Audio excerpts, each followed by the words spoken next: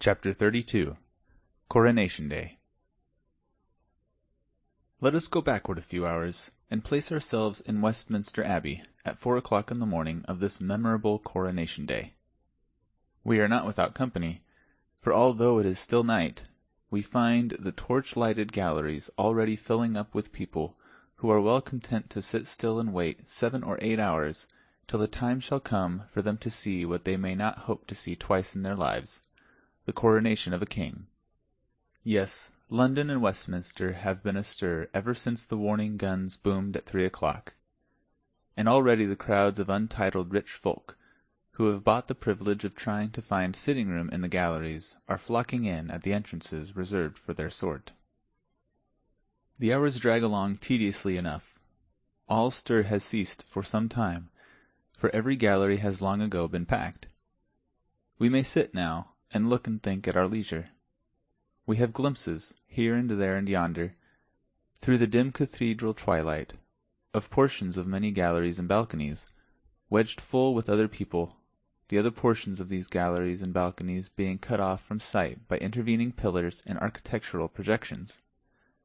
We have in view the whole of the great north transept, empty and waiting for England's privileged ones. We see also the ample area or platform, carpeted with rich stuffs, whereon the throne stands. The throne occupies the center of the platform, and is raised above it upon an elevation of 4 steps. Within the seat of the throne is enclosed a rough, flat rock, the stone of Scone, which many generations of Scottish kings sat on to be crowned, and so it in time became holy enough to answer a like purpose for English monarchs. Both the throne and its footstool are covered with cloths of gold. Stillness reigns. The torches blink dully. The time drags heavily.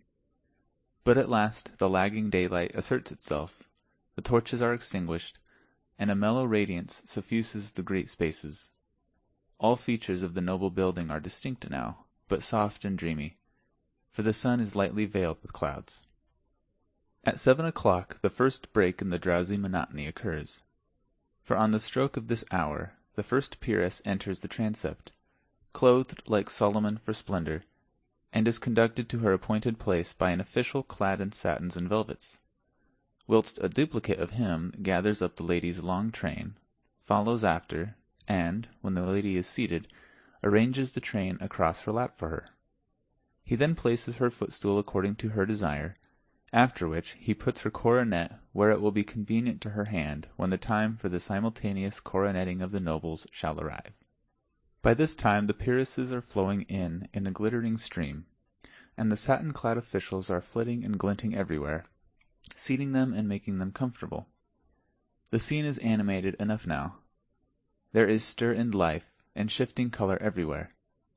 After a time quiet reigns again, for the peeresses are all come and are all in their places, a solid acre or such a matter of human flowers, resplendent in variegated colors, and frosted like a Milky Way with diamonds. There are all ages here, brown, wrinkled, white-haired dowagers, who are able to go back, and still back, down the stream of time, and recall the crowning of Richard III, and the troubling days of that old forgotten age. And there are handsome middle-aged dames, and lovely and gracious young matrons, and gentle and beautiful young girls, with beaming eyes and fresh complexions, who may possibly put on their jewelled coronets awkwardly when the great time comes, for the matter will be new to them, and their excitement will be a sore hindrance. Still this may not happen, for the hair of all these ladies has been arranged with a special view to the swift and successful lodging of the crown in its place when the signal comes. We have seen that this massed array of peeresses is sewn thick with diamonds, and we also see that it is a marvellous spectacle. But now we are about to be astonished in earnest. About 9 the clouds suddenly break away, and a shaft of sunshine cleaves the mellow atmosphere, and drifts slowly along the ranks of ladies, and every rank it touches flames into a dazzling splendor of many-colored fires, and we tingle to our fingertips with the electric thrill that is shot through us by the surprise and the beauty of the spectacle. Presently a special envoy from some distant corner of the Orient, marching with the general body of foreign ambassadors, crosses this bar of sunshine, and we catch our breath. The glory that streams and flashes and palpitates about him is so overpowering, for he is crusted from head to heel with gems, and his slightest movement showers a dancing radiance all around him. Let us change the tense for convenience. The time drifted along, 1 hour, 2 hours, 2 hours and a half. Then the deep booming of artillery told that the king and his grand procession had arrived at last.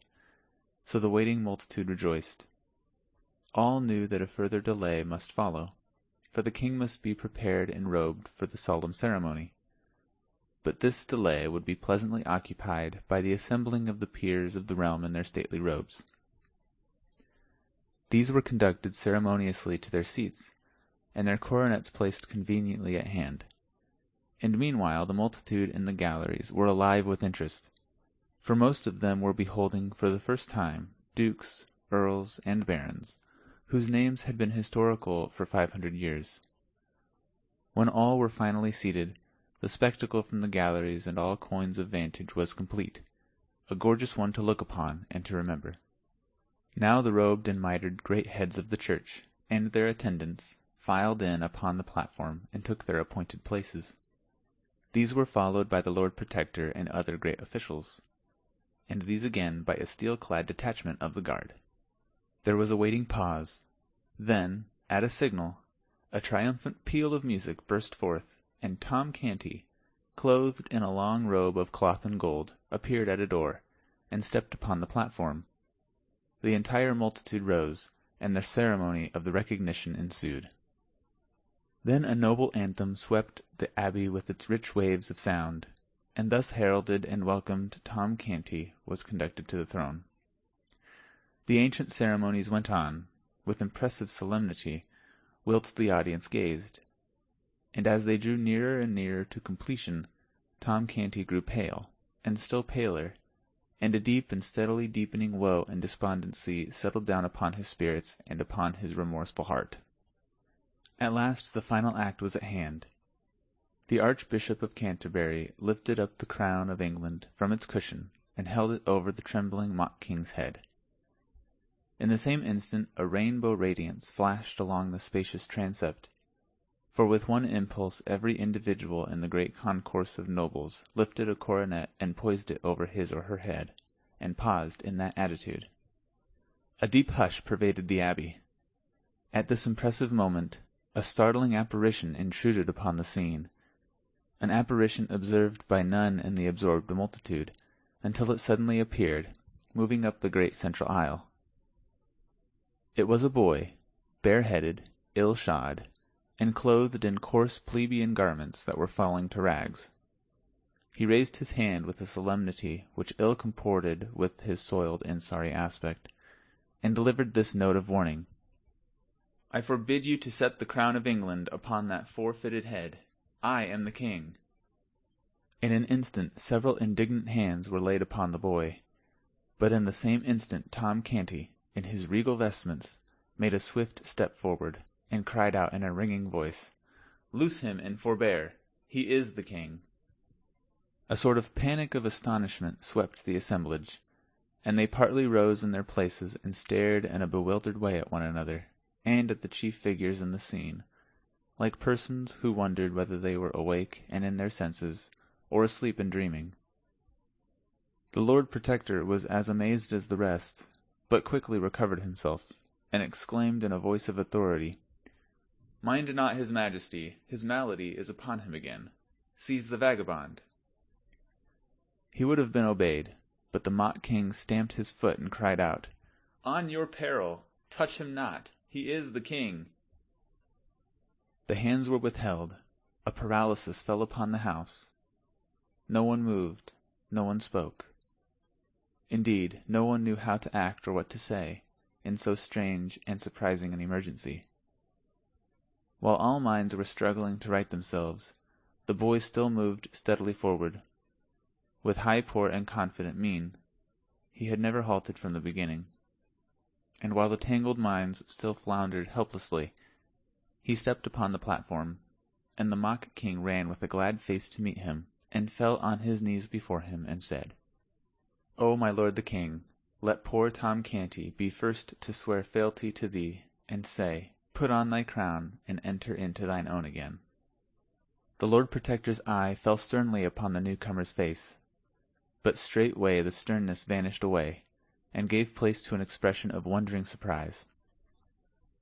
This thing happened also to the other great officials. They glanced at each other, and retreated a step by a common and unconscious impulse. The thought in each mind was the same. What a strange resemblance! The Lord Protector reflected a moment or two in perplexity. Then he said, with grave respectfulness, By your favour, sir, I desire to ask certain questions which— I will answer them, my lord. The Duke asked him many questions about the court, the late king, the prince, the princesses. The boy answered them correctly and without hesitating.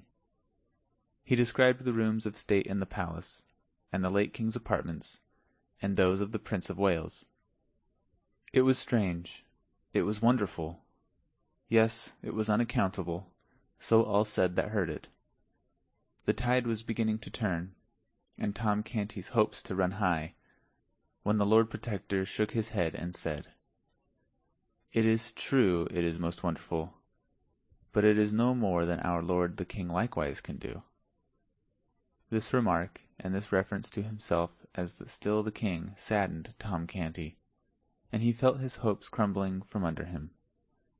These are not proofs, added the Protector. The tide was turning very fast now, very fast indeed, but in the wrong direction. It was leaving poor Tom Canty stranded on the throne, and sweeping the other out to sea. The Lord Protector communed with himself, shook his head. The thought forced itself upon him. It is perilous to the state and to us all to entertain so fateful a riddle as this. It could divide the nation and undermine the throne. He turned and said, Sir Thomas, arrest this— No, hold! His face lighted, and he confronted the ragged candidate with this question, Where lieth the Great Seal? Answer me this truly, and the riddle is unriddled, for only he that was Prince of Wales can so answer. On so trivial a thing hang a throne and a dynasty. It was a lucky thought, a happy thought. That it was so considered by the great officials was manifested by the silent applause that shot from eye to eye around their circle in the form of bright approving glances. Yes, none but the true prince could dissolve the stubborn mystery of the vanished Great Seal. This forlorn little impostor had been taught his lesson well, but here his teachings must fail, for his teacher himself could not answer that question. Ah, very good indeed. Now we shall be rid of this troublesome and perilous business in short order. And so they nodded invisibly and smiled inwardly with satisfaction, and looked to see this foolish lad stricken with a palsy of guilty confusion. How surprised they were, then, to see nothing of the sort happen! How they marveled to hear him answer up promptly, in a confident and untroubled voice, and say, There is naught in this riddle that is difficult. Then, without so much as a by your leave to anybody, he turned and gave this command, with the easy manner of one accustomed to doing such things. My Lord St. John, go you to my private cabinet in the palace, for none knoweth the place better than you, and close down to the floor, in the left corner remotest from the door that opens from the antechamber, you shall find in the wall a brazen nail-head. Press upon it, and a little jewelled closet will fly open, which not even you do know of. No, nor any soul else in all the world but me and the trusty artisan that did contrive it for me. The first thing that falleth under your eye will be the Great Seal. Fetch it hither. All the company wondered at this speech, and wondered still more to see the little mendicant pick out this peer without hesitancy or apparent fear of mistake, and call him by name with such a placidly convincing air of having known him all his life. The peer was almost surprised into obeying. He even made a movement as if to go, but quickly recovered his tranquil attitude and confessed his blunder with a blush. Tom Canty turned upon him and said, sharply, "Why dost thou hesitate? Hast not heard the king's command? Go." The Lord St. John made a deep obeisance, and it was observed that it was a significantly cautious and non-committal one, it not being delivered at either of the kings, but at the neutral ground about halfway between the two, and took his leave. Now began a movement of the gorgeous particles of that official group, which was slow, scarcely perceptible, and yet steady and persistent. A movement such as is observed in a kaleidoscope that is turned slowly, whereby the components of one splendid cluster fall away and join themselves to another. A movement which, little by little, in the present case, dissolved the glittering crowd that stood about Tom Canty, and clustered it together again in the neighborhood of the newcomer. Tom Canty stood almost alone. Now ensued a brief season of deep suspense and waiting, during which even the few faint hearts still remaining near Tom Canty gradually scraped together courage enough to glide, one by one, over to the majority. So at last Tom Canty, in his royal robes and jewels, stood wholly alone and isolated from the world, a conspicuous figure, occupying an eloquent vacancy. Now the Lord St. John was seen returning. As he advanced up the mid-aisle, the interest was so intense that the low murmur of conversation in the great assemblage died out and was succeeded by a profound hush, a breathless stillness, through which his footfalls pulsed with a dull and distant sound. Every eye was fastened upon him as he moved along. He reached the platform, paused a moment, then moved toward Tom Canty with a deep obeisance, and said, "Sire, the seal is not there." A mob does not melt away from the presence of a plague patient with more haste than the band of pallid and terrified courtiers melted away from the presence of the shabby little claimant of the crown. In a moment he stood all alone, without friend or supporter, a target upon which was concentrated a bitter fire of scornful and angry looks.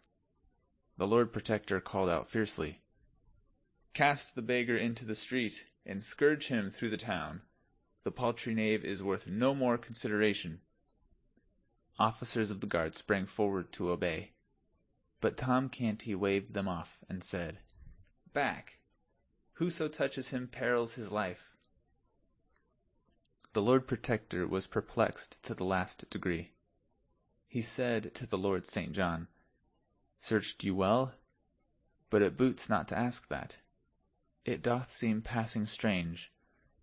Little things, trifles, slip out of one's ken, and one does not think it matter for surprise. But how so bulky a thing as the seal of England can vanish away, and no man be able to get track of it again? A massy golden disk." Tom Canty, with beaming eyes, sprang forward and shouted, "Hold, that is enough. Was it round and thick? And had it letters and devices graved upon it? Yes? Oh, now I know what this great seal is, that there's been such worry and pother about it. And ye had described it to me, ye could have had it 3 weeks ago.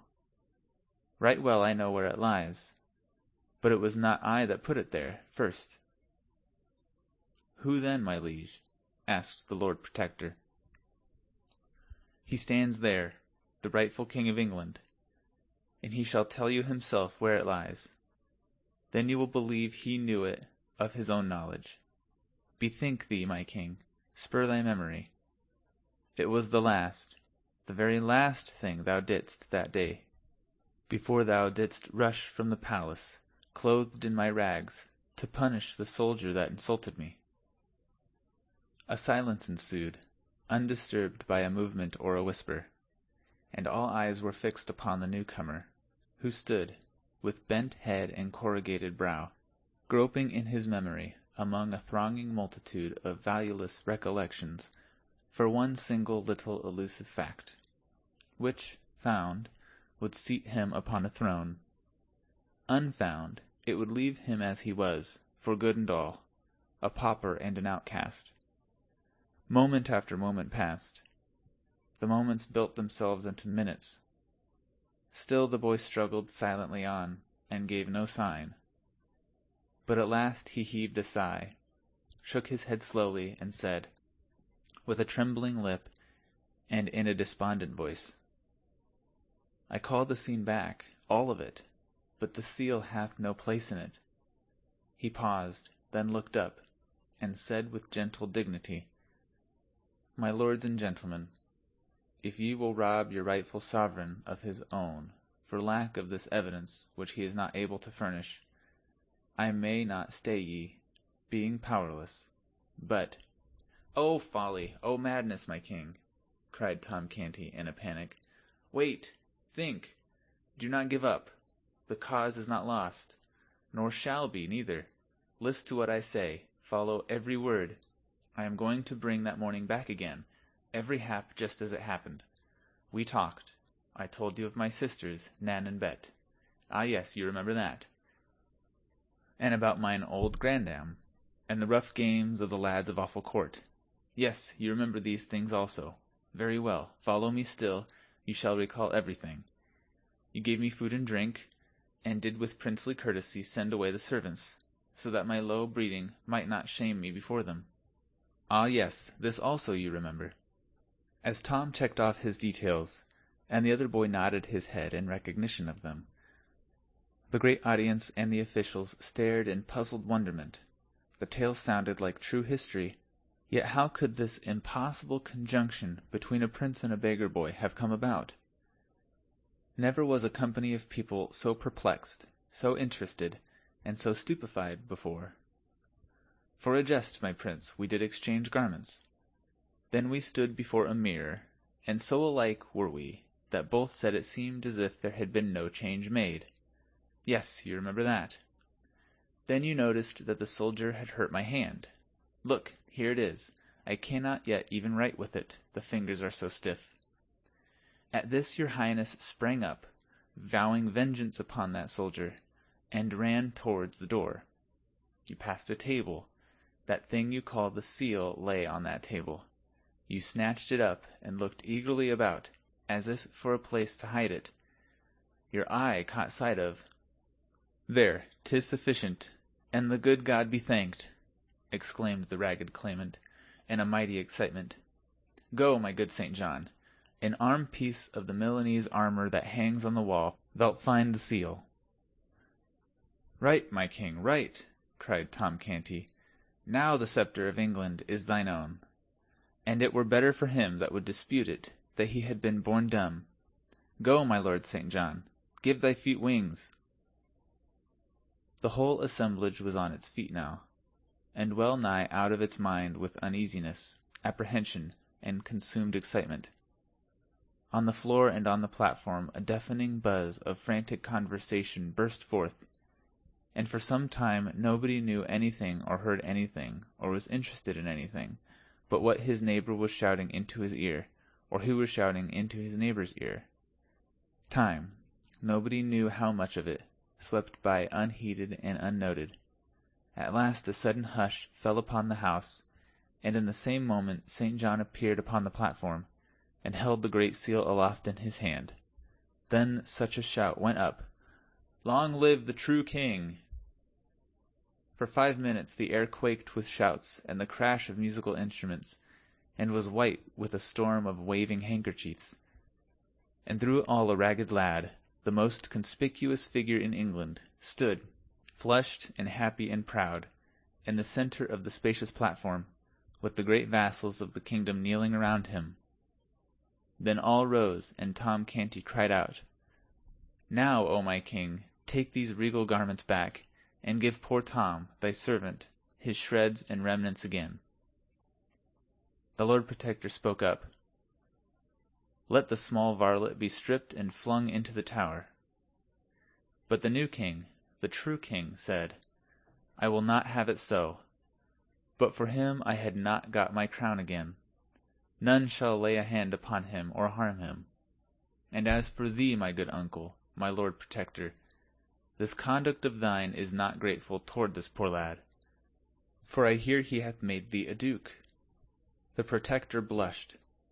Yet he was not a king. Wherefore, what is thy fine title worth now? Tomorrow you shall sue to me, through him, for its confirmation, else no duke, but a simple earl, shalt thou remain.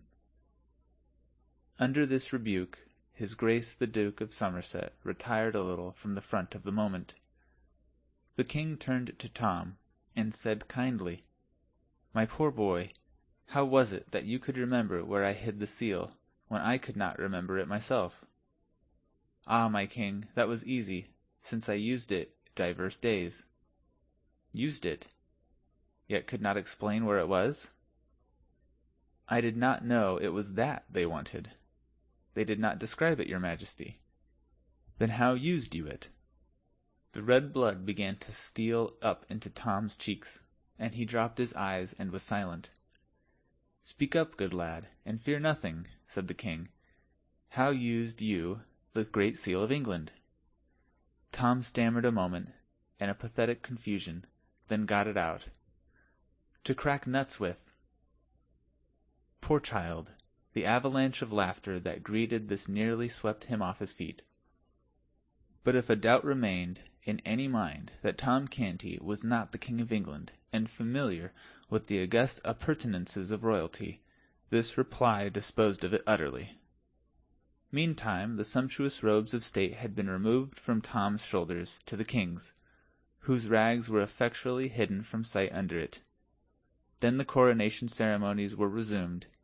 The true king was anointed, and the crown set upon his head, whilst cannon thundered the news to the city, and all London seemed to rock with applause.